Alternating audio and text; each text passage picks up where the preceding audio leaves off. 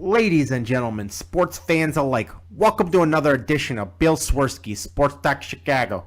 One of the couple, two, three best podcasts around. So sit back, grab yourself a cold one and a Polish sausage, park your keister in the French room, and listen to Bill Swerski, Sports Talk Chicago. In Chicago, you know that all sports rock. The Bears, Hawks, Bulls, Cubs, and Sox. Pick your favorite, you can choose. As long as the Packers lose. For everything you need to know, it's Bill Swerski, Sports Talk Chicago. Bill Swerski, Sports Talk Chicago. Hey everybody, welcome to another edition of Bill Swerski Sports Talk Chicago. This is your hosts, Alex and Shawn. On this episode, we are going to be talking some poor play by the Chicago Cubs, getting exciting in Chicago Bears training camp, and a familiar face in a new place. But first, I'd like to thank our sponsor, the Rockford Ice Hogs. If you're not familiar with the Rockford Ice Hogs, they're the AHL minor league affiliate of the Chicago Blackhawks. What does that mean for you? You get to see the stars of tomorrow today at family-friendly, affordable prices. So head on over to icehogs.com. Tell them Swerski Sports sent you.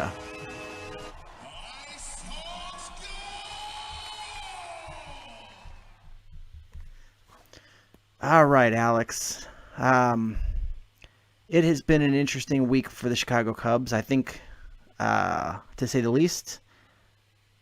Yeah, absolutely. Considering some good play, some not so good play. Obviously, they made a move at the trade deadline. A lot of different thoughts going on right now, and it's kind of frustrating at times considering maybe we thought we'd be a bit more distanced by now in first place, but we're not. So, yeah, a lot to talk about. Yeah, so we wrapped up last week's episode pretty much hinting what the trade was going to be or insinuating what it was going to be, and I think it ended up being, without going back, I think it was dead on with what we said with the trade with the Detroit Tigers. And we brought over a catcher and we brought over a bullpen arm and paid a fairly hefty price to get it. Yeah, you know what? I'm okay with the price. Considering Candelario had no future with this franchise, and what's best for him is to play every day, and obviously he's blocked at third by Chris Bryant, and you know, he's a utility guy that could play multiple positions, but he's blocked by more than just Chris Bryant. He's blocked by a lot of people. So going to the Tigers is a good thing for him because he'll get to play every day. He'll get to develop evenly. So there just wasn't a place for him here. Yeah, and but it's you know, when they brought him over, I was like, all right, you know, they really identified pieces that they needed. While the bullpen was a shining star for probably the first half of the season, as of recently, the bullpen's been struggling a little bit, to say the least. And, yeah. Since Miguel Montero was jettisoned, a veteran backup catcher has been something that the Cubs have desperately needed. And this is not this is a veteran backup that could actually still play defense. Yeah, and swing a bat. And this is not a knock on Caratini. This is you have one young catcher that's your starter. You can't be a playoff contending team and have two inexperienced catchers. Right, yeah, this is exactly what this kind of contending team needs. Veteran catcher, like I said, he could still play defense. He's been having a decent year at the plate this year. And, you know, he's worked with a lot of veteran pitchers before. He knows what it's like. He's been in the postseason a number of times. He knows what that's like. So that kind of value is an important thing to have. Yeah, I think for me, the biggest question is not how he's going to fit in. It's just going to be where they play him. Is he going to end up being the personal catcher for one pitcher, or is it going to be just see how Contreras, you know, when he needs a day off and they pencil him in? Well, it was interesting in yesterday's game. They had Contreras in left and Avila in at catcher. And yeah, I've been calling him Avila all these years, but I guess it's Avila. So, take that as you will. But yeah, exactly. But yeah, I mean, I don't think he'll be a guy for just one player. I think, like you said, it'll be more of a matchup basis, not just with the pitcher, but, in general, because, Contreras is a righty, Avila is a lefty, and, sometimes in some matchups, Avila would be more familiar, so you'd play him. So I think it's going to be more of a day-by-day basis and not just saying you're only the personal catcher for Jake Arrieta or something like that. It'll be a little different than that. Yeah, but the one spot we won't see him, I don't think, is catching for John Lester. Yeah, I don't see them throwing a new catcher into the mix with him. I think that Contreras and Lester are starting to grow with each other, and you don't want to really disturb that, so you're just going to maintain that. Yeah, so we've got this trade, so unless there's a waiver wire deal, in the next couple weeks, it's safe to say that this is the roster we have going forward. Yeah, I'd say so. And, like you said, there could be a waiver wire deal. They may add one more piece. Maybe somebody gets hurt and you got to make a quick grab or something. But, yeah, I mean, it's looking pretty much solidified now. Yeah, I mean, I guess Addison Russell is now on the 10-day disabled list, and they brought up Rob Z. So I guess that'll change a little bit. But, yeah, for the most part. And you'll have September call-ups, too. Yeah, but it's I really, if that's a huge if, they do add a waiver wire trade, it's not going to be for a major piece. It's going to be a small piece. A, because they don't have a lot to trade with anybody anymore, and B, where else are you going to go? Exactly. I think if there is a waiver wire deal, I think it's for another reliever. I mean, you can't have enough relievers, and we'll get into detail about the bullpen and their performance in a bit, but based on what we've seen, there's a bit of struggle right now, and you can't say it's screwed for the rest of the year, but you could definitely acknowledge that there may be another little quick fix that's in the need, but we'll see. Yeah, so jumping ahead is since the last show, the Cubs have had 2 series, both against teams that, barring some sort of catastrophe, will be in the playoffs. And that's Arizona Diamondbacks and the Washington Nationals. And it started off exceptionally. The first game against the Arizona Diamondbacks, the Cubs absolutely brought the whooping sticks out, and I think all of us as fans were jumping for joy in that game. Oh yeah, I mean, when they beat them up, there was this thought in my mind saying, we're just going to coast the rest of the way to the playoffs and not even worry again. Like, I thought that was a sign that this was truly meant to be and we're just off to the races. Then suddenly, boom, hit the wall, and we've won 1 game since that. I turned that game on partway through, and I saw the score, and I'm like, that was my first reaction too. Is like, this is where the Cubs put their foot on the pedal and go. Until I saw, was it the 5th inning when Lester couldn't make it through, and they were just,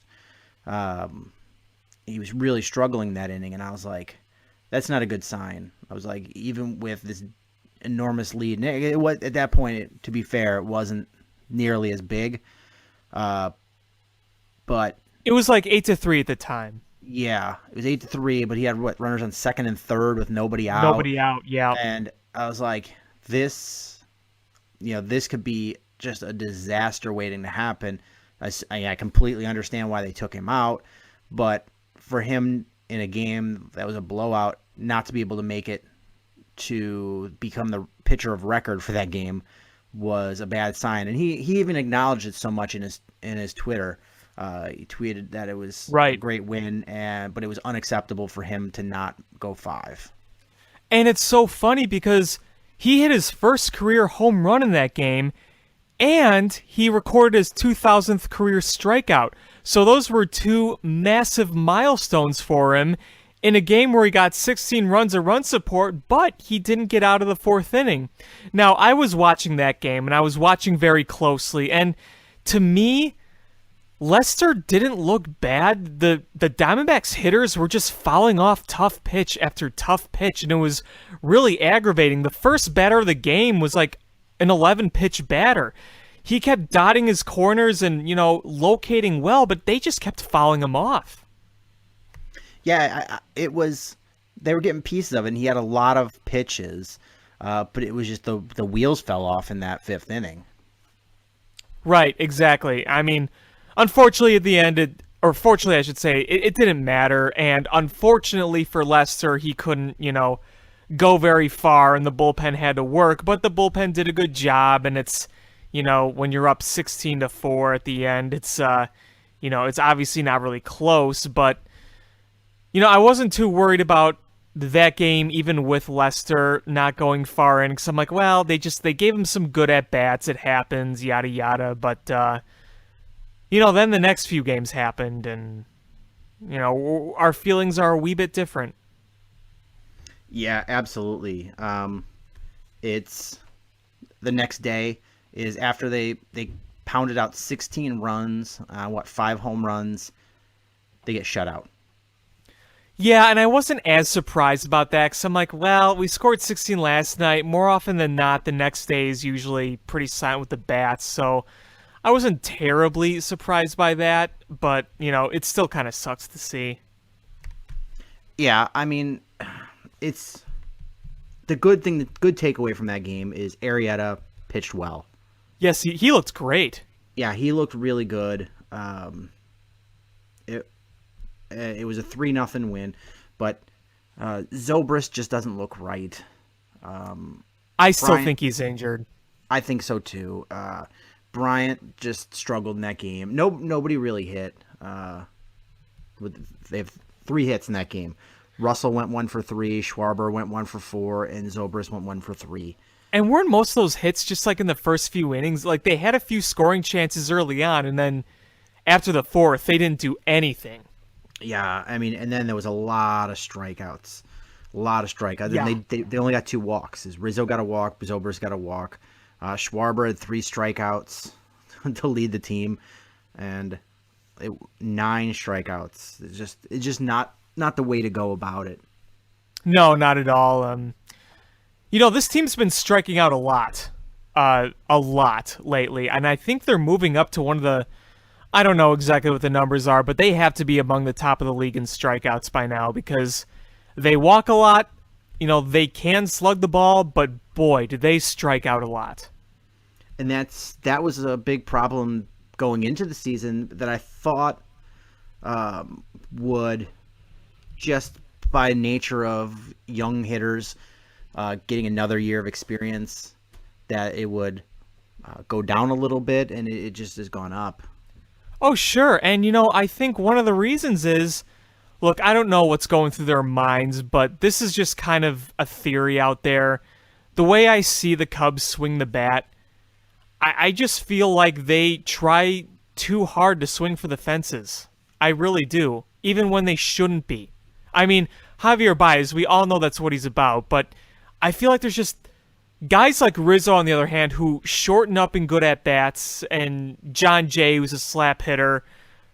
Those are some exceptions, but you see some of these other guys, they're swinging for it all the time, and, when you tend to do that, you tend to strike out more. Yeah, absolutely. But the most troubling game, I think, all week long was the third game of that D-back series. Yeah, you may feel differently, but it was rough. It epitomized a lot of the problems that we've seen all season with the Cubs. Namely, gave up 4 first-inning runs. Yeah, I mean, that was one of the worst first innings of the second half because that's been a problem that's been pretty fixed overall. Yeah, it was. I mean, they've tightened that ships in the second half, but this one came out with a vengeance, and it was, a bad start and a bad ending. It was, innings 2 through 7, great, but 1, 8, and 9, woof, and that was the difference in the game. Yeah, I mean, you saw that first inning, and I saw the highlights of it. I was able to tune into the game right as they were coming back the first time, and I saw the first inning, over a replay, and Quintana getting hit really hard, and boy, that pitch to Paul Goldschmidt, that curveball that did not curve. As soon as you saw that not break over the plate, you knew Goldschmidt was just going to destroy that thing. Yeah, I mean, because he is a guy that not a lot of people know about. That's a really, really, really, really Phenomenal. good hitter. He's amazing. He's one of the best. Yeah, he is just a hitting machine, and not a lot of people know about him because plays on the West Coast and plays for the Arizona Diamondbacks. If he played for the Red Sox or the Yankees, ESPN would be, drooling all over him. Of course. Yeah, absolutely. If he was playing with the Dodgers even, they'd be drooling all over him. But, he doesn't get the credit that he deserves because, he's playing in Arizona. And that Arizona as a whole, that team is not getting credit for what they deserve because they have some great players on that team, and they're finally playing like they were supposed to last year. Yeah, this is going to be a tough team. I mean, I know they're like 75 games behind the Dodgers, but once the playoffs start, it resets. It does not matter. You could win the division by 50 games, and that does not mean a thing. Absolutely, 0-0. And I've always said this year, going back to probably Mayish, that the Diamondbacks were going to be the dark horse in the NL. Yeah, I mean, I think the Rockies have a nice team. Don't get me wrong, and because of the home field advantage they have, anything's possible. But I really think that Arizona is the far superior team to Colorado. I don't trust that Colorado pitching staff. I really don't. Yeah, and what they've done has been great, and you can't take away. And I'm not saying they're fluky, but it's. I think Arizona is just a much more solid, put together team, and. Are they as good as the Dodgers? No, because the Dodgers have a ridiculous team. But can they beat the Dodgers? Oh, yeah, absolutely. Yeah, I mean, again, it's a whole other animal in the postseason. It is a whole other animal. Your record is 0-0 when you start, and it's a whole other ballgame. But you saw what this Diamondbacks team did to the Cubs. I mean, man, did they have some good at-bats. Did they crush the ball after those good at-bats? Yeah, and with that game, the third game of that series, it started off bad, and I was at work, and I'm kind of keeping watch on the score, and I'm like, please let this be rained out. Please let this be rained out. Oh, so was I. So was I. And I'm sitting at my job, and I'm like, it is coming down like cats and dogs, and why isn't this game, like 20 miles away at Wrigley? Why is this still going on? Why is the weather different 20 miles away? But I was like, please let this, and they kept getting rain delays. But after that first inning, Quintana really did settle in and looked okay.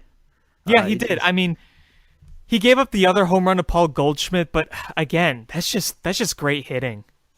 Well, to be fair, I don't think he's ever faced Paul Goldschmidt before, and he's a hard out. He did with the White Sox. Did he? Earlier this year, and the Diamondbacks torched him.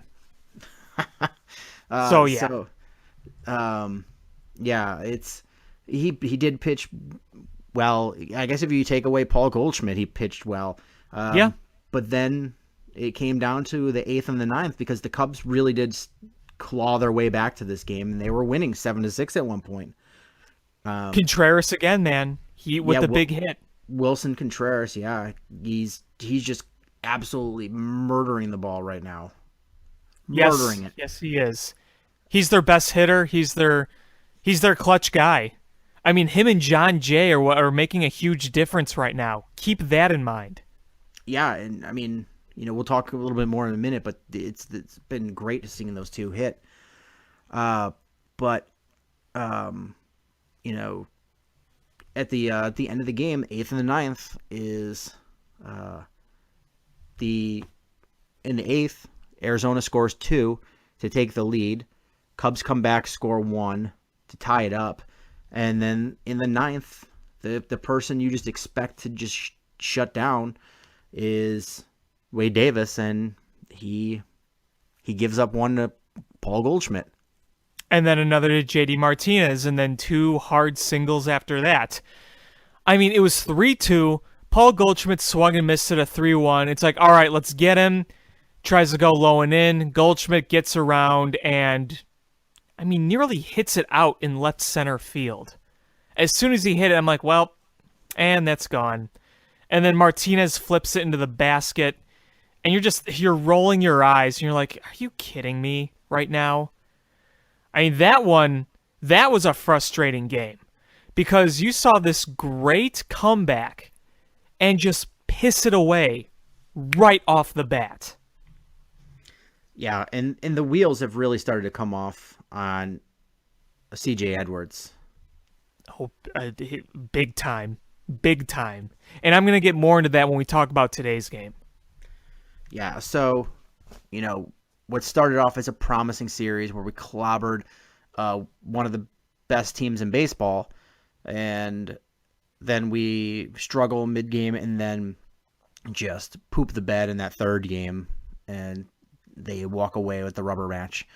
And, it's one thing for that to happen against Arizona if you have Cincinnati come in the next series, but it's not. It's the Washington Nationals, and it's a team that they're clearly gunning for us because they want to be World Series champions, and Dusty Baker wants to beat the Cubs. Oh, absolutely. They want this. They want this more than the Cubs, and they came to town, and it was not a great series by the Cubs. No, it really wasn't. And I mean, considering in yesterday's game, they hung on to that and won, but boy, oh boy, did they try to give it away several times. And it was kind of frustrating because Lackey, I saw the innings 1 to 6, and then I had to leave, but I saw all of Lackey's innings that he pitched. And I think Lackey didn't get enough credit. I thought he did a really good job considering the lineup he was facing and considering 2 of the runs that he gave up in, the 4th? They were just a bunch of ground balls that kept finding holes. He was getting it on the ground, but it was going between guys. So, he wasn't getting tattooed in that inning. The only huge mistake he made was that terrible one to Bryce Harper in the first inning. Did you see that? Yeah. 1-2 pitch, the fattest meatball right down the heart of the plate that you would ever see. 89 miles an hour. It was destined to be crushed. Yeah, and this series again, the first game of the series, Kyle Hendricks pitched great, except for that one pitch to Daniel Murphy in the first inning. And other than that, and again, the first inning curse is Washington scored 2 in the first, and the Cubs are a different team when they're playing from behind. And if they're playing from behind in the first time they go to a bat, it's not a good thing for the Cubs. Well, that's, been the theme of this second half. I mean, look at them. When they grab the lead, they've hung on to it for the most part, but when they fall behind, it's different.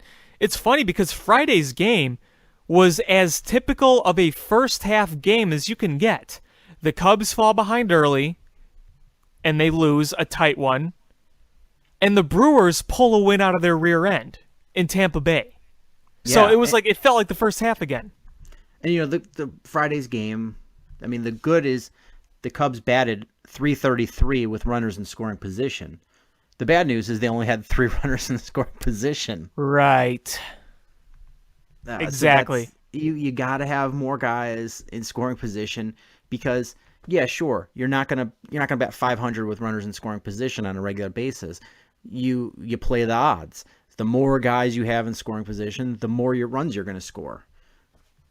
Right, exactly. I mean, the Cubs got their walks. They got 4 walks.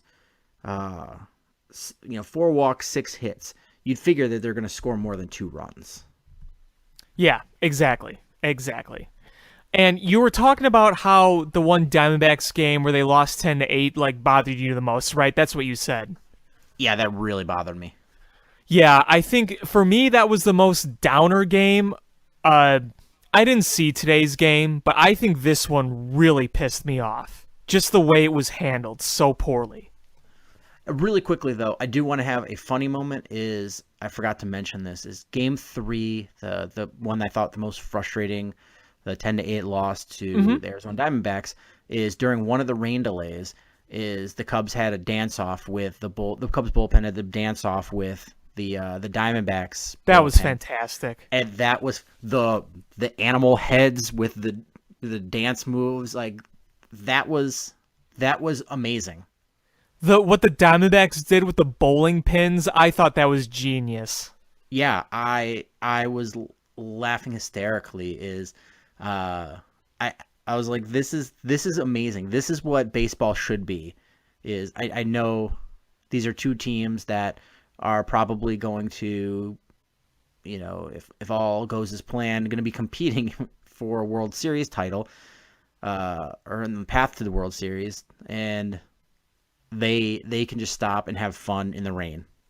Yeah, exactly. I think those new bullpens that people were so not on board with are now proven to be a lot of fun for people.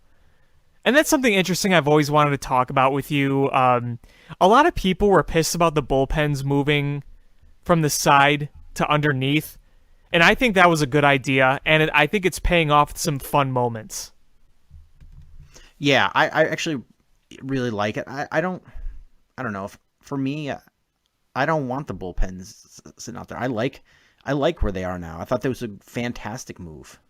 And here's the thing, like, people were talking about, but we could interact with with them. I'm like, if I'm a bullpen guy trying to, concentrate on the game or trying to get warm, I don't think I want some drunk schmuck breathing down my neck and yelling in my ear. Yeah, absolutely not. I mean, it's one thing, you're a professional baseball player, you should be able to deal with, some people yelling here and there. But, I mean, when you're an outfielder, I guess you probably have it a little bit more, but you're still far enough away. But when you're a bullpen guy, you just spend like 90% of the game or more just sitting right there in earshot of thousands of fans, and you just got to take it. And that's got to be a tough. That's probably for me. Would be the hardest thing for me is to block them out. Yeah, and I'm sure for the Cubs bullpen guys, it's fine because they got the home crowd on their side, but. For the visiting guys, not so much. And, you don't have to worry about a hill there anymore. You run up that hill as an outfielder and, you could turn an ankle. I know it didn't really happen before, but, the risk of that is a little less. The only thing that I find interesting, though, is that they really moved the wall in where there's very little foul territory there. It almost doesn't exist because if you're running hard to get a ball and you're trying to catch it, you're running hard down the line, and right next to the line is a brick wall. So, yeah, I think it's a little strange they extended the seats as far out as they did, but as for moving the bullpens, I think it's perfectly fine. Just hearing you say that reminded me of this thing I watched. God, it must have been 1990 I watched it. Before you were born. Yeah, that is before I was born. Yeah, and it was... No, it had to have been, maybe it was, yeah.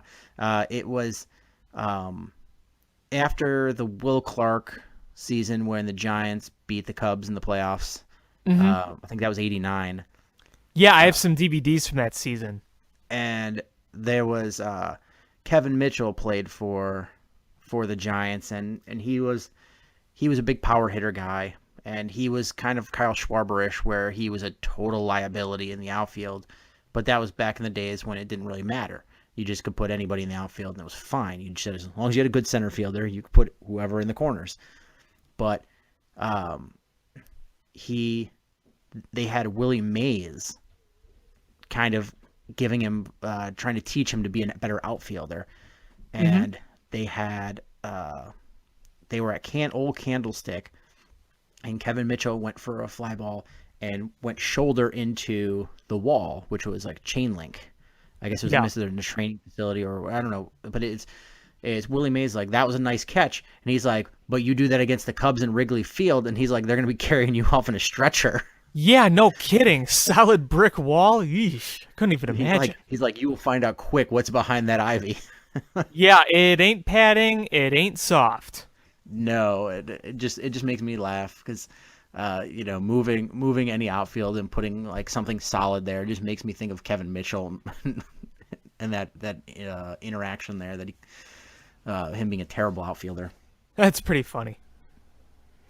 So yesterday's game, like you said, the Cubs won, but they sort of had to hang on. It was not like, the Nationals were scoring left and right afterwards, but they were definitely... They definitely threatened. And Lackey was another one of those games where I was like, this is the game where Lackey just implodes, and he didn't. He didn't implode. He held strong, 5 innings pitched, 2 earned runs. I mean, he gave up the 1 home run to Harper, like you mentioned. But otherwise, he pitched well. And, you sort of felt like this could be a 75 to 68 scoring game because it was John Lackey and Edwin Jackson. Mm-hmm. But the scores weren't anywhere near as high as I expected them to be. Well, especially off the bat, because it was 4-1 right away, and you're like, oh boy, this is going to be a slugfest. And then Edwin Jackson from the 2nd inning to the 4th inning just mowed the Cubs down. Absolutely mowed them down. But it's funny because that's what we saw a lot of from Edwin Jackson when he was a Cub. Not the dominant with the strikeouts, because he struck out a lot of guys, but he'd have a terrible first inning, dig a hole, he wouldn't win, but he'd eat innings. That's what Edwin Jackson does. But he did the same thing, except this time he was just striking guys out left and right. Yeah, and that's frustrating to see. I know at one point Edwin Jackson was a good pitcher, but that was a long time ago. It's been what? He was an all-star in Detroit, and that was a long time ago.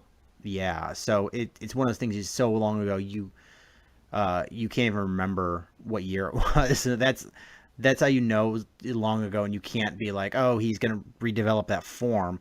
It's he is what he is at this point, and that is a back end of the rotation pitcher, and you like Lackey, and you cross your fingers that he can keep you in a game long enough to get to your bullpen.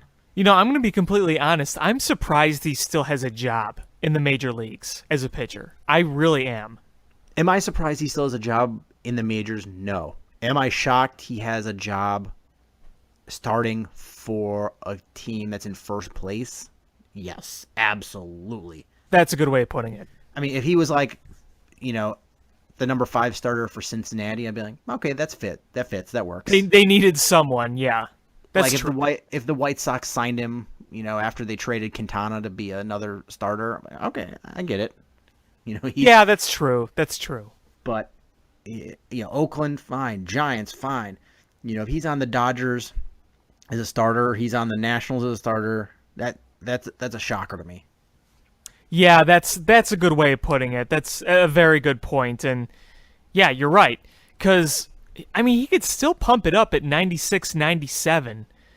Like, his stuff doesn't look terrible, but he just doesn't execute. And again, like I said, he may not pitch well, but he eats innings. That is where he earns his money. He is an innings eater. Exactly.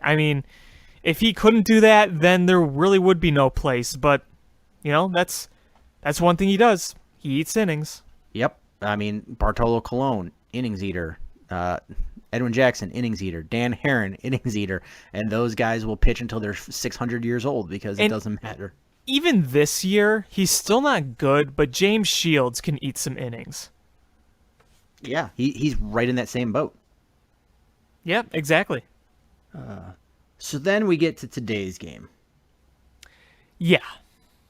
And, Lester, did he have a great game? No. But did he went 6 2/3, gave up 3 runs against the Nationals? You got to be happy with that. Yeah, for sure. And then Montgomery didn't pitch well. Then Edwards just, I don't even know. I don't know if there's an injury or if he's just tired but Edwards, 2/3 of an inning, 4 earned runs, and gave up a home run. Okay, so I got a few things here. And first of all, I didn't see the game today. I was working, but I saw the recap. I saw the replays. I saw that 8th inning. I looked at the stat sheet of exactly what happened, the play-by-play. I looked at everything. So I have the idea of what happened. Why Joe is so hesitant this past month to pull Edwards when he clearly doesn't have it is beyond me. Why right now Edwards is used in the 8th inning after all these 8th inning meltdowns as of late because of his failure to execute is beyond me. Why Joe Madden will not go to Strope or Rondon in this situation when they have been lights out for probably the past month or so is beyond me. I mean, Strope and Rondon have been fantastic lately, and Edwards clearly doesn't have it right now. Yet, it doesn't change. That baffles me. And I am a guy who's always, for the most part, defending Joe Madden. So, sometimes I think people nitpick at him, and I think that's unnecessary. But this is a situation where I think most other managers would recognize that right now he clearly just isn't pitching well, and it is not going well. And you're in a close game, in a close race, and you have 2 other guys that right now are striking guys out left and right and not giving up runs in Rondon and Strope. I know Strope can be kind of scary. I get that. And Rondon has had some rough patches this year, but lately they're the better hand, and right now you want to go with what works. Yeah, and I agree with you. And here's, I didn't have time today, but I kind of wanted to go back and see if I can pull any stats to support this. But Joe Madden seems to, if a hitter's cold, will, trust in them and go with them for it until every fan is just pulling their hair out. Cough, Kyle Schwarber, cough. And starting pitchers is he has trust in them when they are having bad outing after bad outing. And the closer, he has confidence in him, doesn't take him out. But there's middle relievers, and if he likes you and he trusts you, he will stick with you even when you are lousy. And there's other guys that they just rub him the wrong way, and he doesn't want to give them the trust anymore, like Rondon and Strope. He's lost confidence, especially in Rondon, and it just doesn't seem like he wants to give him any trust back. And it's funny because a few months ago we were all kind of done with Rondon, and then he kind of had this resurgence lately where he's looked more like Rondon. And look, managers are stubborn. I get it. It's easier said than done than to go up there and do this job. I get it. But man, you would think after the last few outings Edwards has had that you wouldn't go to him. You would think that would be the logical thing to think. And not only that, but he leaves him in when he clearly doesn't have it. He walks the first guy or two. I'd get him out of there, but he doesn't. He leaves him in. That's what I don't get. Yeah, I mean, I know Strope pitched the day before, but it was easy inning. He had Right. two strikeouts, and pitched 1 inning, and I think he was fine to go in there for one more inning today, but. Yeah, I mean, we've seen him go back-to-back games. I mean, unless there's something he knew that we didn't, but even if not Strop, Rondon, he wasn't used today yet. I usually defend, like I said, Joe Maddon's managing, but this one I did not understand. Yeah, I don't either, and I'm not saying this loss was his because, pitchers have to pitch, but Sure. it's when a guy is just really struggling, and I like Carl Edwards, I really do. Me I too. think it's there's got to be something going on because you can't have a first half like he did and then just really struggle these last couple weeks. Right. I mean, his one big moment was when they were playing the White Sox and there was third and second, nobody out, and Carl Edwards Jr. got out of that. Other than that, though, it's just the command has been terrible. It's just been all over the place. And, it's interesting about Carl Edwards Jr. because when you think about it, he's never played a full big league season. He came up late in 2015. He played here or there last year and in the postseason. This is his first year where he's really working like a dog. And, you just can't help but wonder if that's kind of caught up to him because he has had to work very hard.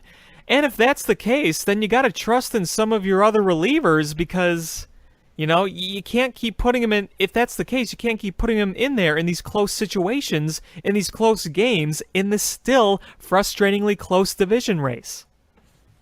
Yeah, absolutely. And this is a very close race. It's a half-game lead for the Cubs right now. And, we're very fortunate to still be in first. I mean, thank goodness the Rays salvaged a win today. Yeah, and this is right now, honestly, this is not Milwaukee playing tough and fighting with the Cubs. This is the Cubs just, not putting the gas on and letting the Brewers hang around.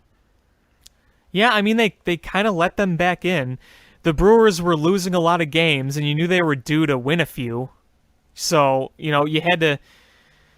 Like I said, they're not a bum team, so it's you couldn't expect them to keep that losing streak. Right. When you're on a hot streak and they're on a losing streak, you have to put as many games as you can between the two of you because eventually you're going to cool down and they're going to heat back up. Right, and I mean... Look, if we could have won today's game and that one game against the Diamondbacks where we came back, if we just won those two games, I think, we'd be sitting here perfectly fine. You lose a 3-0 game against the Diamondbacks, whatever. You lose that first game against the Nationals in cold weather, whatever. They could have won today's game. They could have won that final Diamondbacks game. That's 2 more wins right there, and, you'd be up by more than a game. It'd still be a tight race, but you'd still be feeling pretty good. Yeah. I mean, right now, the one saving grace is if you look at the Cubs' schedule for the rest of the month, it's really winnable. And they got to take advantage. This is the month. I mean, they just have to. They have to put the pedal to the metal. It is. They've got starting tomorrow. They've got 3. They head to San Francisco and they get 3 against the Giants. And the Giants are awful. They're a bad, to say the least. They get Thursday off. They go to Arizona for 3 games, and that's going to be a tough one. That team in that stadium's been a house of horrors for the Cubs. Yeah, but you come back home, you get 4 against the Reds, 3 against the Blue Jays. Get a day off, go to your batting practice location in Cincinnati for 3 games. You head to Philadelphia for 3, come back home for 3 against the Pirates, and then a series against the Braves. I mean, if that stretch, if they can't take advantage of that, then they don't deserve to be in the postseason. Let's just say that. They got to take advantage here. Let's say, okay, you go to San Francisco. They're a terrible team. They take 2 or 3, you take it. In Arizona, that's going to be really tough. If they could just at least win 1 game, You take it, and then after that, what? You said the Reds? Hold on. I started flipping to the September schedule. I'm sorry. Oh, no, my fault. So they get the Giants, and they go to Arizona for 3. Right. And they come home for 4 against the Reds, 3 against the Blue Jays. Yeah, and I mean, if you take 3 or 4 from the Reds and you take 2 or 3 from the Jays, I mean, this is all just hypothetical, wishful thinking here. But long story short, you got to take advantage. You got to win more games than you lose, and because the Brewers, they're not just going to go away. They may be a scrappy team that's still far off, but they're not going to go away.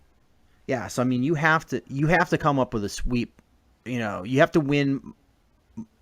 I would say you have to win every one of these series against except the Arizona one, and you need to go. You get at least one sweep in here too. You can't just take 2 or 3, 2 or 3, 2 or 3. You gotta, you gotta get at least one sweep in here, and you have to win pretty much every one of these series except for Arizona to really start to separate yourself. And absolutely. And luckily September's not looking that tough either. You finish off. There's a 4-game series in Chicago with the Braves. The first game is actually the last day of August. Then the last 3 are in September. Right. You go to Pittsburgh for 4 games. You come back to Chicago for 3 against the Brewers, which is going to be, they've got 6 games left or 7 games left against the Brewers. Yeah, that's a lot in September. And then you go 3 versus the Mets, 3 versus the Cardinals, 2 Tampa Bay. You got a 4-game series in Milwaukee, followed by a 4-game series in St. Louis, and then you finish up the season at home versus the Reds. Those 2 series on the road at the Brewers and the Cardinals. Oh God, who knows what position we'll be in then? But that could make or break the division right there. Those series. Because, look, I know the Cardinals don't look great right now, but that team and their endless supply of pixie dust, I just can't fully root them out yet. Yeah, because they're only 3.5, 4 games out of first? So I don't know exactly, but they've looked terrible this year, and yet they're hanging around. And all it takes for them is to get one little spark, and they're doing everything flawless. Yeah, honestly, the Cubs have 2 full months left of baseball.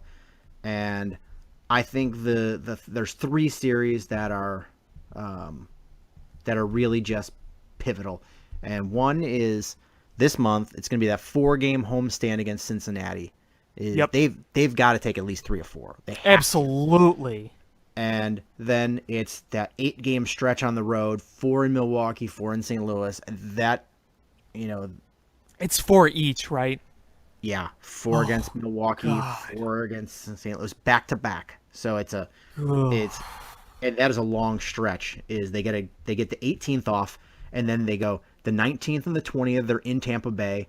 The 21st they're in Milwaukee. 21, 22, 23, 24, 25, 26, 27, 28 in St. Louis, and then 29, 30, and the 1st are back home. So it is like 2 full weeks without a day off, and most of them are road games. I just pray that by then the Cubs go on a nice streak and they have a good lead by then. Last year's team in that situation, they were clinching already and it was no big deal. But boy, this could come down to those series. This very well could. Yeah, honestly, hopefully at that point, if they can just split, Milwaukee split St. Louis, that nobody gains, nobody loses, because if you've got at least a decent lead, like at least 3 games, then it puts the pressure on those other teams to come through. And if you split, that's bad for them, good for you. But as it stands right now, and I know there's still a lot of baseball left to be played, Cubs are up by 1.5 game on Milwaukee and 3.5 games up on St. Louis, and only Is it 3.5? Yep, and 4.5 on Pittsburgh. Pittsburgh too. You can't count them out either. You really can't count any team out except the Reds. Yeah, and the Reds are 13.5. They're just done. They're done. Yeah, they've been done since day one. But oh man, I mean, this is going to be stressful because this is a tight division race where all the expectations are on us. I mean, really. Yeah, it's this next three is going to be big because you're a Cubs team. It's a half game in first place, and you've got to win. You've got to win at bare minimum 2 against the Giants, and you're facing a Giants team that after tonight is going to be 36 games out of first place. Yeah. They're going to be 36 games out of first place, assuming the Dodgers hold this lead against the Mets. Which they should. They should because the Mets are terrible and the Dodgers are good. But they'll be 36 games out of first. You've got to go there and just, put your foot on their throats and take those games. Here's the question: are they facing Mad Bum in that series? Ooh, let me see the probables. Because I know for us, we'll have Jake Arrieta, we'll have Jose Quintana, and Kyle Hendricks. That sound right? Because Lester was today, yesterday was Lackey. So, yeah, I think it'll be Arrieta, Quintana, Hendricks. Probably. Tomorrow is Matt Moore versus Jake Arrieta. Okay. Tuesday will be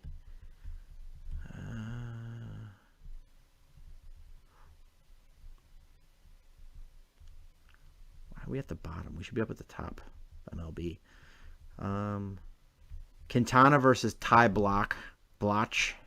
Okay. I don't know who it is. And then Wednesday will be Hendricks versus Madison Bumgarner. Oh boy. Nothing against Hendricks, but I have to face Mad Bum. This is also what makes this national series so frustrating is that the Cubs got 2 absolute gifts. Not having to face Scherzer and not having to face Strasburg and not having to face Gonzalez, and they lost 2 of 3. They got 2 gifts, and they didn't take advantage of that. And it's in his last 3 starts, Madison Bumgarner is 1-1 with a 1.42 ERA and 18 strikeouts. Well, they better freaking win those first 2. Let me say that. But the good news is this season he's 1-5 with a 2.88 overall ERA. Well, nah. Let's hope that it's a cold and damp night, and games like that, anything can happen. For sure. It's funny. I'm thinking about the end of the year schedule, and I'm thinking about those series in Milwaukee, and I'm thinking about that series in St. Louis. Think of this perspective. I mean, let's say the Cardinals are going on a surge and they have a chance to win the division, and the Cubs are playing the Brewers. You darn well know the Brewers are going to want to beat the World Series champs and prevent them from getting in. Same could be said with if they're playing the Cardinals and the Brewers are on the verge of clinching.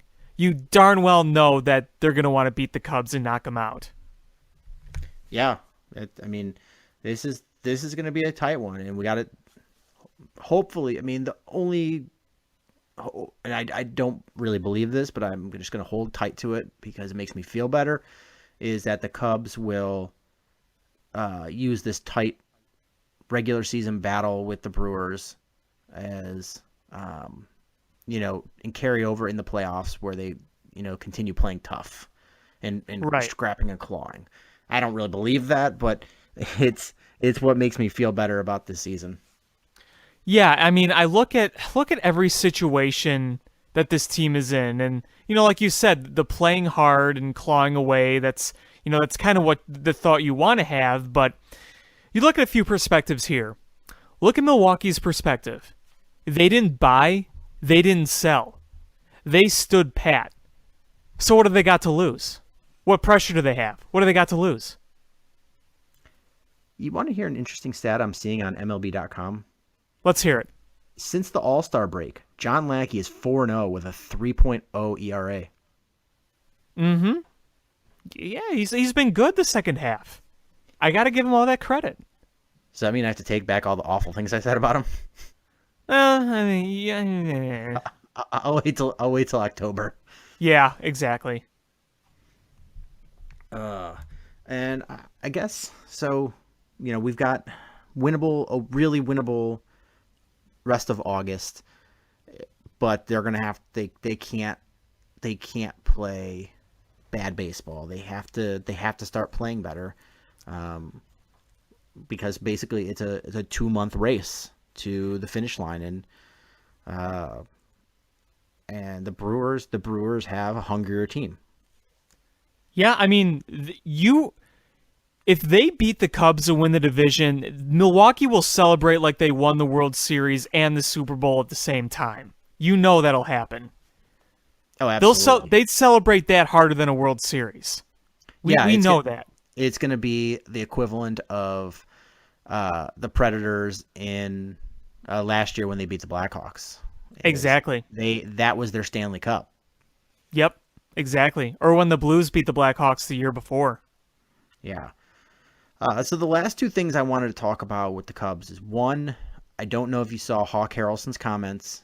After the season, he's got 20 games left that he's going to broadcast before he retires. And he said he refuses to go to Wrigley. That's fine. He's never going back. It's fine. And Feelings mutual. He's said that, being at Fenway is an amazing place because of Yaz, and then Yaz, some more and some more Yaz. And, he's friends with Yaz, and Yaz. But the Cubs, no Yaz. No Yaz for the Cubs, and those Cubs have no Yaz. No Yaz. Definitely no Yaz. So, he said Jason Benetti can go and sit in the worst broadcast booth in the MLB, and he's just not going to go to Wrigley ever again. Whatever. I don't know if he's trying to, I don't know. Whatever. The only thing I will somewhat give him credit for is that visiting clubhouse is pretty bad. I know they're going to renovate it, but it is pretty bad. I've been in the press box. It's not great, I know, but I mean, wow. But whatever. Yeah, I've never been into the visitor broadcast booth, but the Cubs side, I haven't been in there in years, but it was fine. Better than you would expect for a park that was that old. Right. But he's just a big baby. He really is. I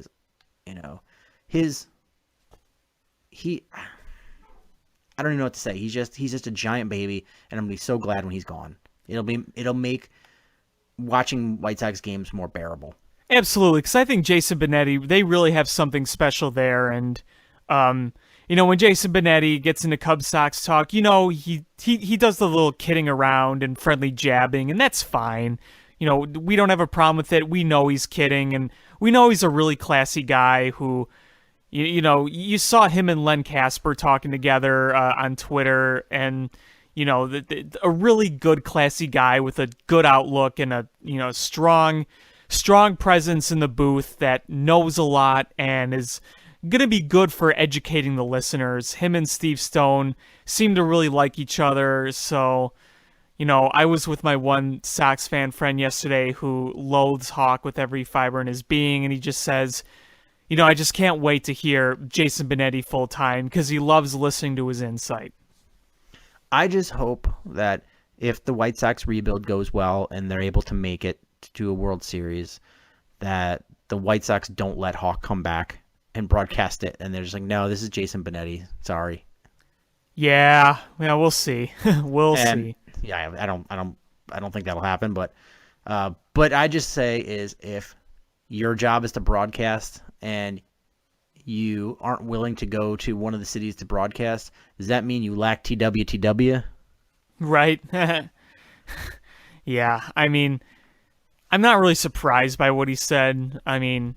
he's never come across as like a big Cub hater, but, he's even admitted it in an interview where he's like, well, I don't mind when they do well, but when we play them, I hope we spank them like no other and yada, yada, yada. And it's like, well, I mean, I know Ozzie Guillen didn't like Wrigley Field either, but that became more of a bit of his. He talked about the big rats that came alive and ate him and the ivy that came alive and strangled him. Like, that came more of like a bit with him where Hawk is just like, oh, it's a joke and blah, blah, blah. It's like, you know what? Fine, we don't want you here. But we're not complaining.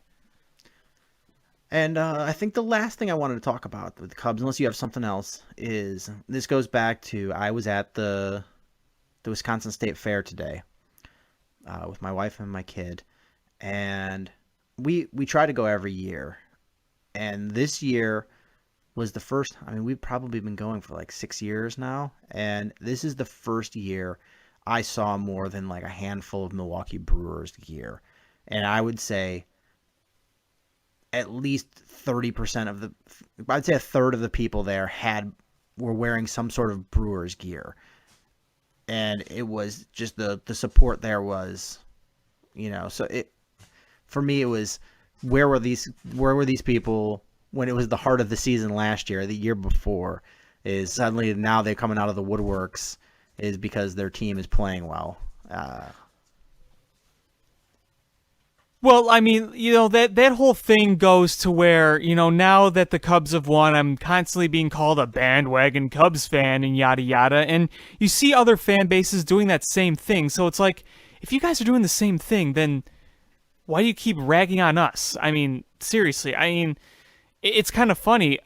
Last year I was in Wisconsin, I saw no Brewers gear whatsoever. And I know that there are Brewers fans that go to games, but it really wasn't as widespread. So, yeah, I guess, their bandwagon is opening up a little bit too. So, yeah. Yeah, it was, they were jumping on board already. So, I mean, you know what? If that's what it takes, everybody's got to start somewhere. But, it's just to see that many people jump on, it's frustrating. I like to see them jump on all at the same time and then jump off all at the same time. I'm, as a Blackhawks fan, I get called a lot by, oh, you probably didn't even know there was a team in Chicago before 2010. I still get that constantly, and people are bringing up attendance records from 10 years ago. Yeah, and I was like, and they were like, where were you when there was only like 1,000 people going to the games? I'm like, I lived in Philadelphia. Like, I didn't have any money. I wasn't going to fly back and forth to go to games. Hey, I remember when, what was the guy's name? Martin Lapointe was their captain. When Tuomo Ruutu was on the team, when Joycelyn Tybalt was one of their goaltenders. Remember Alexander Karpatsev and that whole thing? So it's like, every time someone makes that snarky comment. I'm like, here's a picture of me. I'm like, I'm 40 years old, and I'm like, here's a picture of me when I was like 7 wearing a Blackhawks like jersey. I'm like, I've been a fan for as long as I can remember. I remember sitting on TV and like my dad's a huge sports fan, but he's not a hockey fan. Like his sister his sister is like a diehard. Like she's been a regular attendee of games, until she died. And I remember just sitting in my kitchen watching Blackhawks games.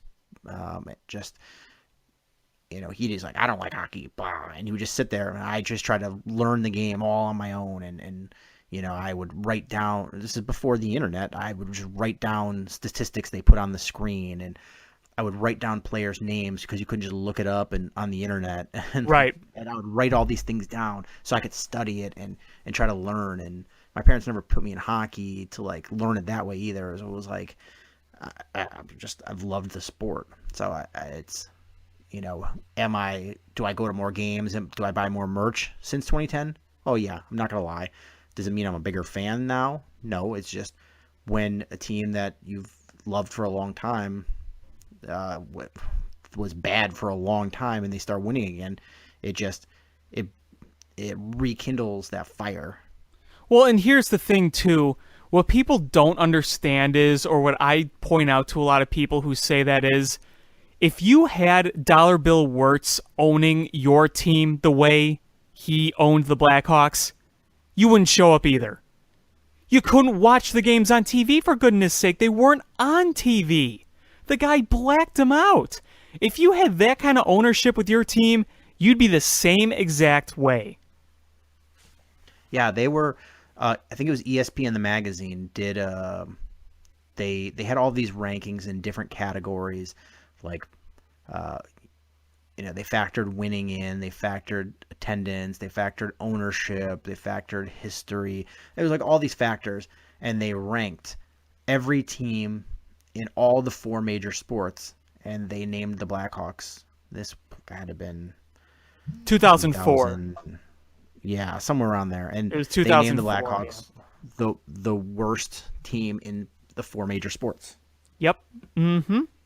And they've been a dynasty. I was living in and I remember I lived in Philadelphia at the time, and I saw the magazine, and everyone was ripping me because the Flyers were good at that point.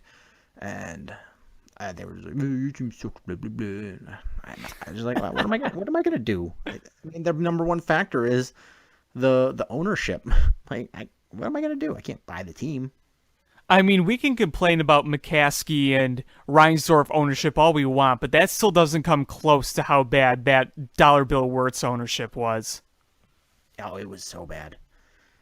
So bad. I mean, my first game was in 2007. It was either right before or right after he died, and Kane was just drafted, and it was against the Canucks, and the place was pretty full, and I was with my dad and my grandpa, and they both looked around. They're like, holy smokes, I can't remember the last time this place was so full.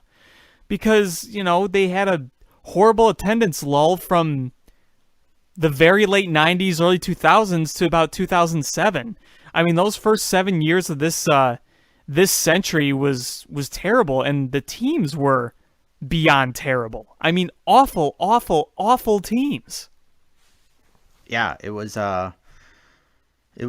brutal, to say the least. Absolutely. So I think the last thing I have to talk about, unless you have something to add, is do you know what this coming Thursday is? This coming Thursday. Is it the first preseason game? First preseason game for the Chicago Bears, where they will be taking on the Denver Broncos. Is that in Denver or is that here? It is here. It's 7:00 on Thursday. And I know this always comes as a shock to me. I know it's only a couple weeks after training camp starts, but that first preseason game just really sort of comes out of the blue for me. And this season is no different. And it's been hard because not welcome as media, and they've had so many practices blacked out to the public, and the media that's there is not allowed to cover anything except things that are specifically allowed by the team. So you're not getting as much information. But this has been, from what I understand, a pretty good training camp so far. That's what I've heard. I've heard the quarterbacks look good, sans the fumbling snaps early on by Trubisky, but, I've heard a lot of good things, and though you've had a few nagging injuries here and the pup list thing with Pernell McPhee, things have seemed to be shaping up pretty nicely, and, usually by now we have a long scroll of who's injured badly, but, you have a tweaked ankle here or there, sore ribcage here or there, nothing too major. Yeah, I mean, Jeremy Langford, that sucks. It's the same the same ankle he twisted last year that was out for a while. But last year it was a high ankle sprain, which we all know is a nagging one that's hard to come back from. And this is not a high ankle sprain, so we expect him back. But honestly, he's not fighting for playing time. He's fighting for a roster spot at this point.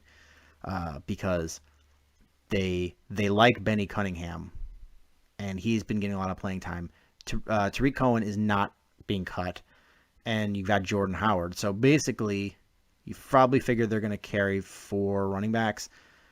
So either Langford, barring a major injury, it's going to be Kadeem Carey or Jeremy Langford getting cut. And Well, I just wrote an article about that, and I'm saying that the pressure is as high for Langford as ever, especially with this sprained ankle, because, he's got a lot of competition here. Obviously, we know Jordan Howard's going to be the number one guy, but you need your 2 and 3 right behind him, and we know that the coaching likes Kadeem Carey, and obviously that the front office liked Tyreek Cohen to draft him, so there's a lot of pressure here. And Billy Cunningham, you need special teams guys.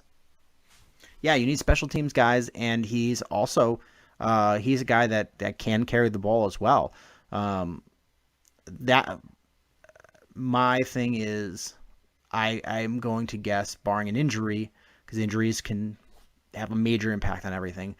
But barring injury, is Kadeem Carey is probably going to get the spot, because Benny Cunningham, you're probably going to want him to do a lot of special teams. So he's not going to be the back that spells Jordan Howard. Cohen is going to be a guy that they put in certain packages, and probably like a third down scat back type, depending on how his blocking looks.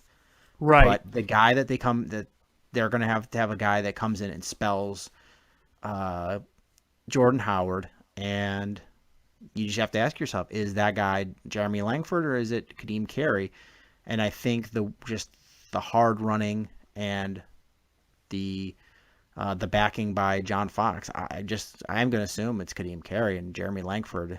This ankle injury just sealed his fate, I think. But we'll see. I think it's not a good sign. Yeah, he's really behind the 8 ball right now. I'm not going to lock anything because they haven't played a preseason game yet.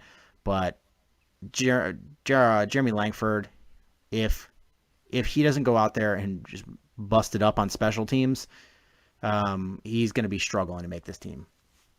Yeah, I definitely agree. And, I really thought we had something kind of special in him his first year. I know he had a lot of work to do. His catching wasn't great. His blocking wasn't great. But you saw him have some nice games in 2015. So it kind of looked like he was the next guy up after Forte. Then Jordan Howard came, and you're like, okay, then Langford's going to be the guy behind Jordan Howard. Now you got Cohen and Carey and Cunningham and this ankle sprain of his to work with. And he was injured last year for some of the seasons. So, things can change pretty fast. Yeah, I mean, partly with Jeremy Langford is nagging injury. Never helps anything. Caused him to lose his starting spot. I mean, he was the starting running back last year going into the season. And you have an injury that's a hard one. The high ankle sprain is a hard one to come back from mid-season. But it was I think the big thing for me is just the vision that he saw in the holes wasn't that good. And Jordan Howard he's hard to bring down, and he's got much better vision in the hole. Does Kadeem Carey have great hole vision? Nothing better than Jeremy Langford, but he hits the hole harder. And if there's any sort of seam in there, he's going to plow through it, and he's just a stronger guy. It's just, it just makes it for an easier decision, I think.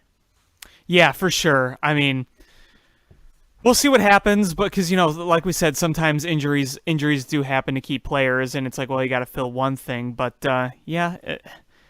Jordan Howard this coming year, he's going to be used, and he's going to be used a lot. So, it'll be interesting to see what he does in his sophomore year. Yeah, absolutely. And you alluded to quarterbacks having problems under the center, and not a surprise, it's Mitchell Trubisky. Yep. He's a guy that took pretty much every snap from a shotgun in college. In the limited college he did play.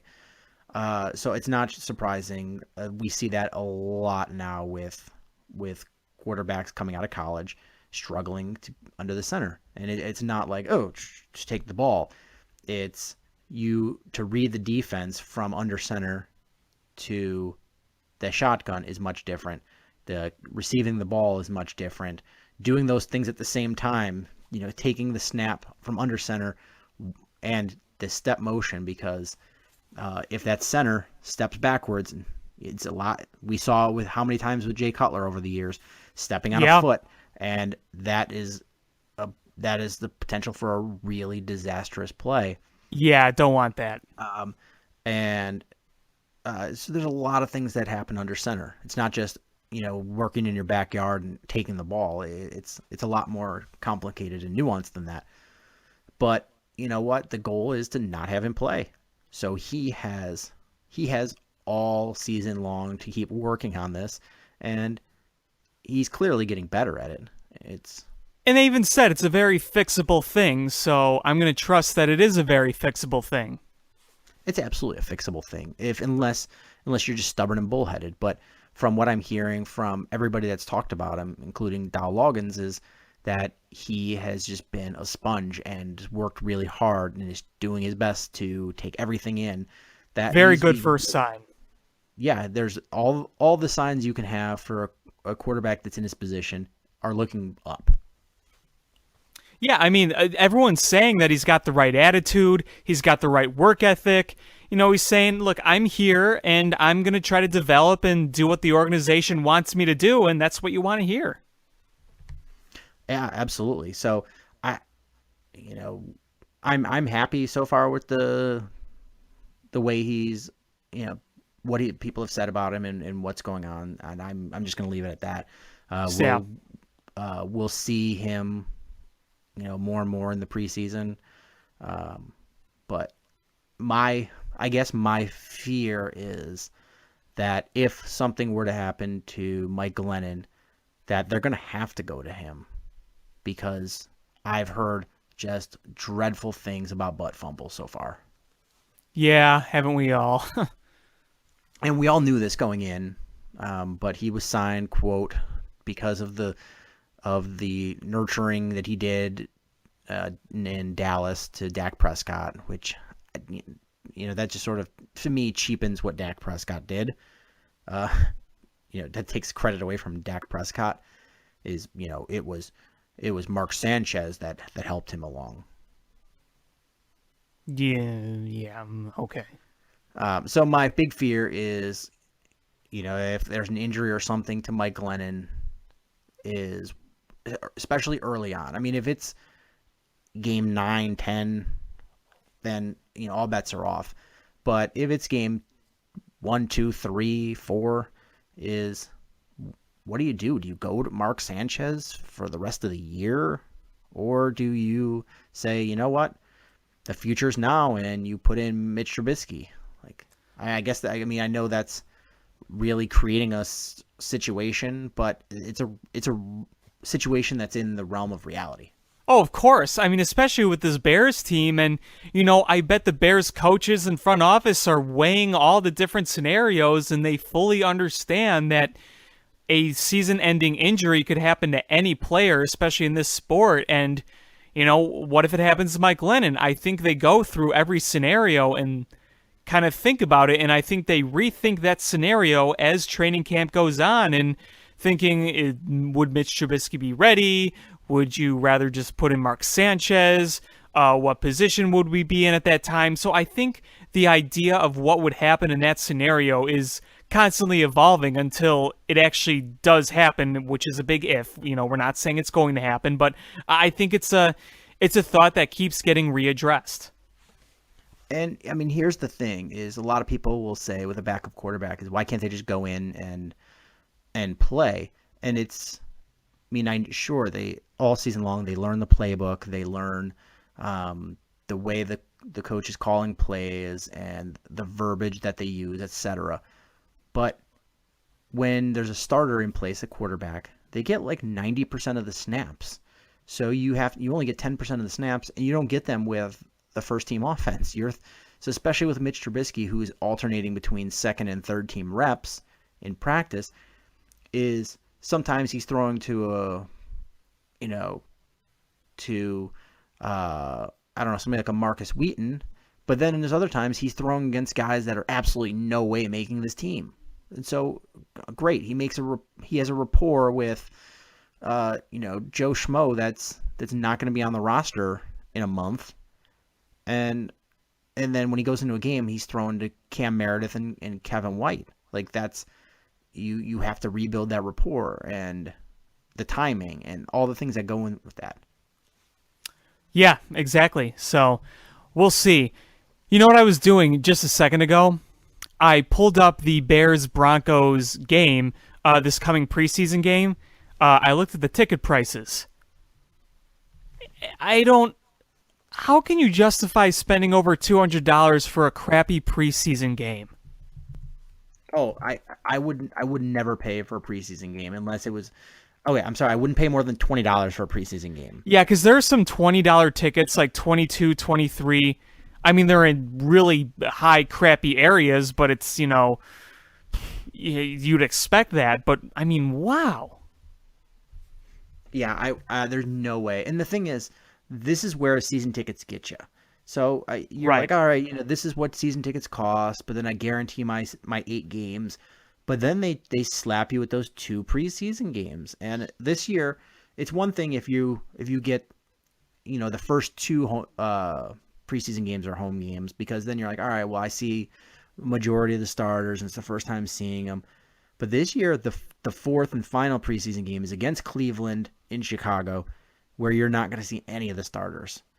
Right. You're probably, honestly, you're going to either see Mark Sanchez that whole game, or you're going to see, what's his face that broke his leg last year. That I'm drawing a blank on his name. That's the 4th string now. Shaw. Yeah, you're probably going to see Shaw before he gets the final cut, just because they'll keep him on so he can play that final game and they go from there, because you're not gonna risk Mike Glennon or Mitch Trubisky in a meaningless game against the Cleveland Browns on Right. the week before you start the season. Yeah, exactly. So, I kind of want to go to the game, but I don't want to spend money. So, and I mean, I know preseason football sucks, but I haven't been to a Bears game in so long, and I just kind of want to go to watch a football game again. And, if the weather is nice, but I'm not spending a lot of money on that. No way. There are $14 tickets available. I just saw that. I may go for $14. It's tempting. Yeah, there's the best value is the middle end zone, 224 for $15.57 each. Yeah. I mean, that I'd be pretty tempted for. So. Yeah, actually, but for $200, zero chance. Screw that. Yeah. So yeah, more camp stuff is Leonard Floyd has taken a huge step from his rookie year, between just the way he plays, understanding of the defense, feeling more comfortable and confident, and he's gained 15 pounds of muscle. I'm excited to see what we're going to see from him. My big concern is the lack of depth at the opposite side from him, that's going to keep the offense honest and not double team the crap out of Leonard Floyd, but I'm excited to see what he does. Absolutely. I mean, they drafted him, and people were kind of like, will he? And we saw some really good things last year, and you knew that there was a lot to improve, but you saw some good signs. Yeah, absolutely. And, I was one that was not very excited about him being drafted, and I said he was going to be a boom or bust, and so far he's leaning a lot towards the boom. Let's just pray he doesn't get seriously injured now. Oh, yeah. This is the Bears we're talking about. So I had somebody asking me about what wide receivers will make this roster. Mm-hmm. And I'm still, even after all the things I've read and anything I've seen from training camp, again, the games will be the deciding factor. But, Meredith, White, and Marcus Wheaton are locks to make this team. Right. You have to assume they're going to carry at least 5 receivers, probably. Unless they carry an extra tight end, they'll probably carry 6 wide receivers. Mm-hmm. So you're looking at, Josh Bellamy was not a good receiver last year, but he was a damn good special teamer. Right. So you have to those bottom receivers. They're the guys you only go to out of necessity. So you have to assume Josh Bellamy probably has a good shot there. Victor Cruz has looked good so far. So I've also read that he's been a good veteran presence, like he was kind of signed to be for the younger guys. So, take that as some value as well. yeah, Tanner Gentry, the undrafted rookie, has looked good, but he's also played against the scrub defensive players too. He hasn't gotten first team reps, but we'll see how he does. And Kendall Wright has a lot of experience. So you've got a lot of guys. But I mean, if you had to ask me to call it now, actually, let me bring up the whole Bears roster so I don't forget anybody here. So don't they have Ruben Randall? Yeah, I don't really expect him.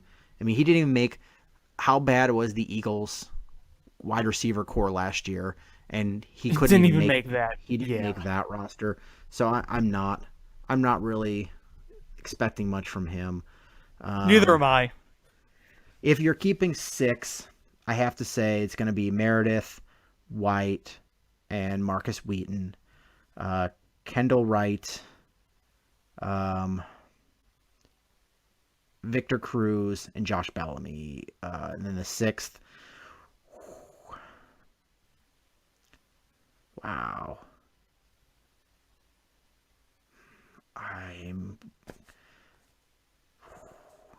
If there's going to be 6, that's going to be the tough one. I'm going to probably go Tanner Gentry just because of his size, and he's looked good so far in camp. No, I forgot about Deontay Thompson. I was just going to ask, what about Deontay Thompson? Yeah, then they throw him in. If it's only 5, then wow. They'll wow. I think they're going to keep 6, but it's going to be if it's 5, there's going to be a lot of people they're going to be really fighting for that last spot. I don't think Ruben Randall has any chance of making this roster. I don't think so either. I think if they do 5, I feel that Josh Bellamy would be kind of bordering, but again, there's that whole special teams aspect, so that makes that decision really tough. Yeah, I mean, because you need special teamers. You just absolutely. But if they keep an extra tight end and one less wide receiver, which is possible because there's a lot of tight end depth, then yeah, Josh Bellamy might be on the outs because this is a league that's wide receiver. You're running a lot of wide receiver sets, heavy wide receiver sets. And look, I really have trouble seeing Victor Cruz not making this team. I just think for why they signed him, and I know he's not the Pro Bowler he once was, and I know he's dealt with a ton of injuries, and obviously an injury could change his status. But, from what I've read of how he's worked with the young players and the way they listen to him, I have a strong feeling he is going to make this team. And, he may not be the greatest he once was, but at least you could say he's still somewhat reliable. Yeah. I would love, as much as I hated his dance in New York, if he does his dancing here in Chicago, I'm going to be a happy man. Oh, of course. But, again, injuries are going to easily change this one because if Kendall Wright is injured or Kendall Wright really plays poorly, is Daniel Braverman could jump right into this conversation because that slot position is like, that's what he does. Right, exactly. And I would love to see Daniel Braverman play like he did in college because he was a phenom there. Yeah, he was. We alluded briefly there to tight ends. The tight ends, Deion Sims has looked good. Zach Miller's still healthy, and Adam Shaheen has been a superstar so far in practices. So I would not be shocked if the Bears start running a 2 tight end set right from the get-go. It may be. I mean, we've had more depth at tight end than we've had in a while, so, maybe they do that. Yeah, I mean, it's when you got your starting 2, well, your projected possible 2 starting tight ends. One is 6'4", 268, and the other one is 6'6", 270. You've got some massive men up there that can catch the ball. Yeah, exactly. And I mean, again, health is going to play a big factor in this, and you got to imagine that Zach Miller is the number one guy right now, right? Yeah. I mean, again, he's a matchup nightmare when he's healthy. He's like, I mean, he's a 6'5" guy that can run, but he's still a big guy. You gotta account for him. So you can't, if you put a corner on him, the corner just doesn't have the size to match up to him. You put a safety on him, most safeties don't have the coverage skills to cover him, and you put a linebacker on him, and he's too fast. So he's a matchup guy when he's healthy. Right, but the problem is he was injured last year, and you just don't know. Again, I keep bringing up the injuries like nobody's business, but it really is a huge factor, especially with this team. So it's funny because you still have all the preseason to go, plenty of time for guys to get injured. So what we project now could be completely different in just a few weeks. Yeah, absolutely.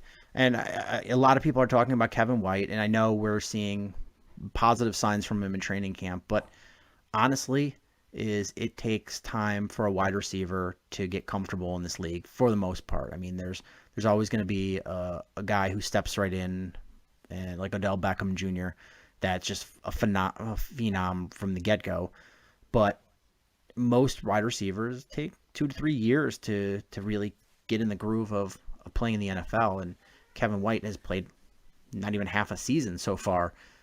So it's nice to see positive signs from him, but I think if we're going to see strides, see him start to take off, it's not going to be until about the midway point of this season, and that's where the game's going to slow down for him, and he's going to be able to really show what he can do if he's able to.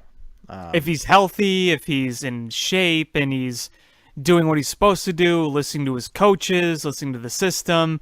Yeah, like you said, it takes some time to get in, especially now that it's such a passer-heavy game. There's a lot more complexity to it now. So, you can't judge Kevin White right off the bat when the season starts, but you also got to pray that he is at least on the field.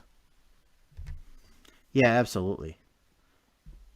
But yeah, so a lot will be, seen right there on Thursday night when the Bears have their first preseason game.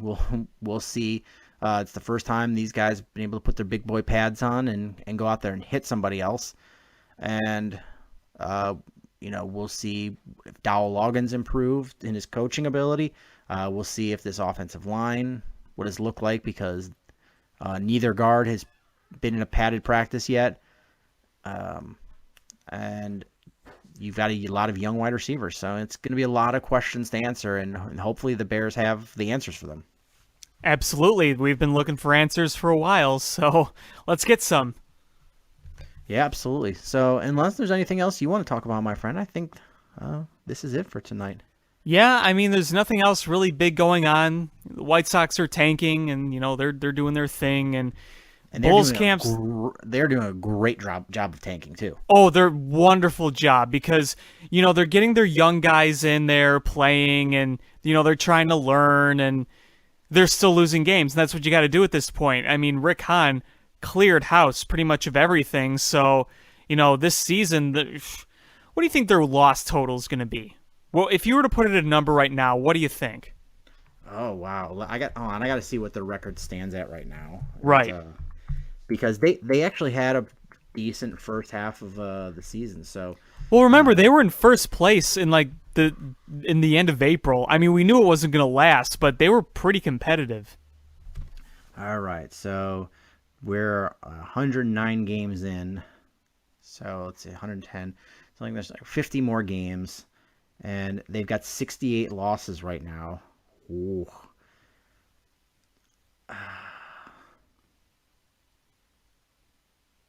Wow. I'm going to put them at 103 losses. Yeah, I'm going to put them at about 104, 105. Because what, the 2010 Cubs lost 101, correct? Yeah. And at least the 2012 Cubs, as bad as they were and as worse shape as they were than the White Sox now, they still had some veteran like talent on that team. On this team, they're two young guys, Anderson and Moncada, and obviously, they got to take some time to work and develop, and that's just going to be part of the game. Other than Abreu, what veteran talent do they really have? It's all gone. It's all been traded away. Yeah, it's pretty much a decimated roster, and that's fine. That's what you want to do. Yeah. Yeah, so their current win-loss percentage puts them at 101 losses, but I think they're gonna surpass that. They're gonna bottom out more. Yeah, I mean, I could actually see them getting that worst record. I think they're going to be competing with the Phillies really hard to the end to get that worst record, because I think franchise-wise, I think the White Sox are in a far and away better place than the Phillies right now. But the Phillies, their team right now, it may be terrible, but right now with the way the White Sox have cleared house, the White Sox this year with this decimated rebuilding roster may be a bit more terrible. So, we'll see, but you'd definitely rather be a White Sox fan right now than a Phillies fan, because I think the Phillies are so far off. Yeah, the Phillies are far off. I mean, the Giants are right there too, and I think they're even farther off than the Phillies, because Me too. They haven't even started their sell-off phase to go into rebuild mode. No, I mean, they don't. Their team it's a bunch of scraps of what's left over, and Buster Posey and Madison Bumgarner. Frankly, you have Mad Bum, you have Buster Posey as your two stars. The rest is just old, washed up scraps and patchwork. It's not good.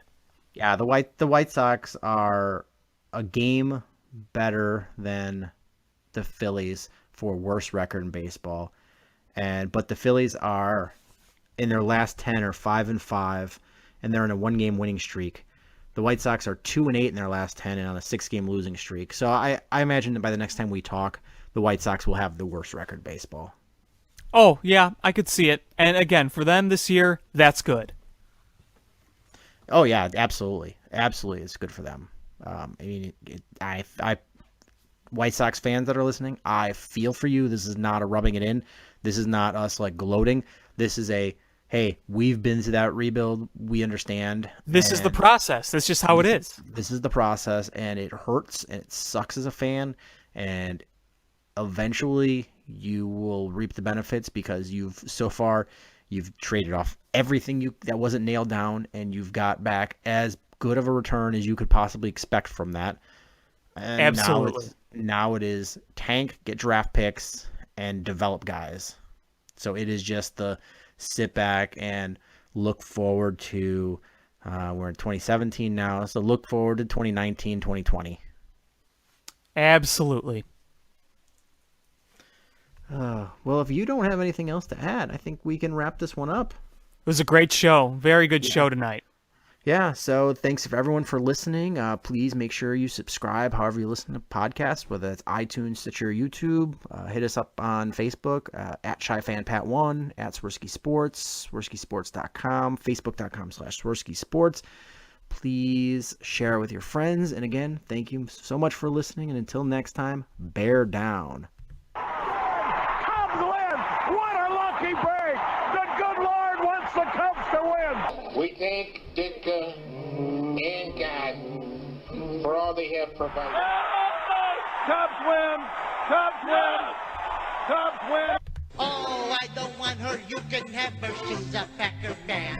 She can't fit in my van. And she looks like number New Yorkers. Smoking crack is not legal on the plains. Bears 31 to -7. The Bears.